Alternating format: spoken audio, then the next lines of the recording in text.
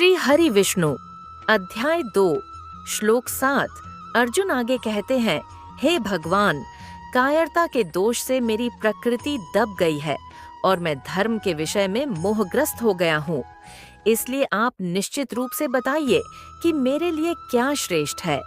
अब मैं आपका शिष्य हूँ, मुझे शिक्षा दीजिए, क्योंकि मैं आपकी शरण में आया हूँ।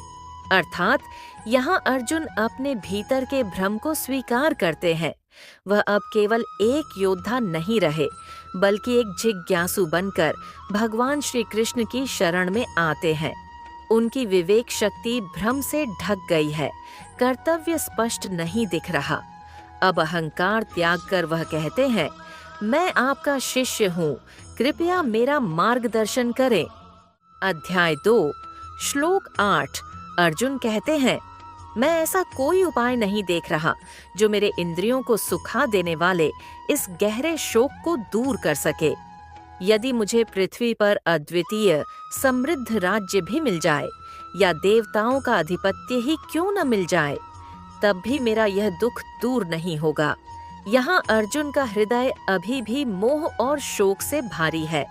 वह कह रहे हैं कि उनका दुख इतना गहरा है कि किसी भी भौतिक उपलब्धि से नहीं मिट सकता। न धन, न राजपद, न वैभव, कुछ भी उनके भीतर की इस पीड़ा को शांत नहीं कर सकता। यह स्थिति मनुष्य की उस गहरी व्यथा का प्रतीक है जहाँ बाहरी साधन और उपलब्धियां आंतरिक टूटन को नहीं भर पाती। अध्याय 2 श्लोक 9। संजय बोले, इस प्रकार श्री कृष्ण से अर्जुन ने कहा, मैं युद्ध नहीं करूंगा, और यह कहकर मौन हो गया। अर्थात यहाँ अर्जुन अपने टूटे हुए मन और मोहग्रस्त बुद्धि के कारण स्पष्ट रूप से घोषणा कर देते हैं, मैं युद्ध नहीं करूंगा। यह वचन कहकर वह मौन हो बैठते हैं। उनके भीतर का संघर्ष, दुख और भ्रम अब शब्दों में भी नहीं उतर पा रहा। यह मौन वास्तव में उनकी आत्मसमर्पण की पराकाष्ठा है। जब मनुष्य अपनी सारी तर्क शक्ति, साहस और निर्णय छोड़ सिर्फ मार्गदर्शन की प्रतीक्षा करता है, यही मौन वह क्षण है जहाँ से भगवान श्री कृष्ण अर्जुन को दिव्य ज्ञान देना प्रारंभ करेंगे। अध्याय 2 श्लोक 10। संजय ने आगे कहा, हे भरतवंशी धृतराष्ट्र, सेनाओं के बीच विषादग्रस्त अर्जुन को देखकर श्री कृष्ण मानो मुस्कुराते हुए बोले। यहाँ अर्जुन के मन में गहरा शोक और भ्रम छाया हुआ है। वह पूरी तरह टूट चुके हैं और तभी भगवान श्री कृष्ण मृदु करुणामय मुस्कान के साथ उन्हें संबोधित करते हैं। यह मुस्कान उपहास नहीं, बल्कि करुणा, स्नेह और दिव्य ज्ञान का आरंभ है। अध्याय 2 श्लोक 11। श्री भगवान बोले, तुम उन लोगों के लिए शोक कर रहे हो जिनके लिए शोक करना उचित नहीं है, और फिर भी ज्ञान की बातें कर रहे हो। ज्ञानी व्यक्ति मृत और जीवित दोनों के लिए शोक नहीं करते।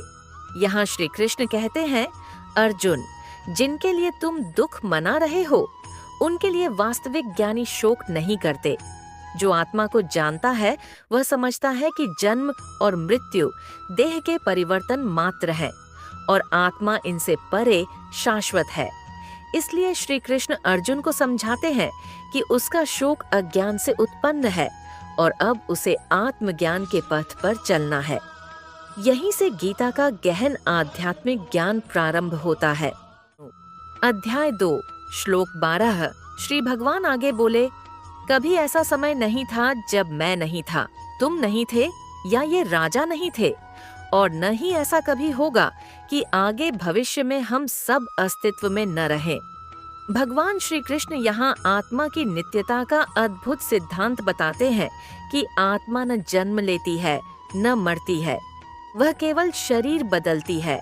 जैसे व्यक्ति पुराने वस्त्र छोड़कर नए वस्त्र धारण करता है। यह श्लोक गीता के सबसे महत्वपूर्ण सिद्धांतों में से एक है।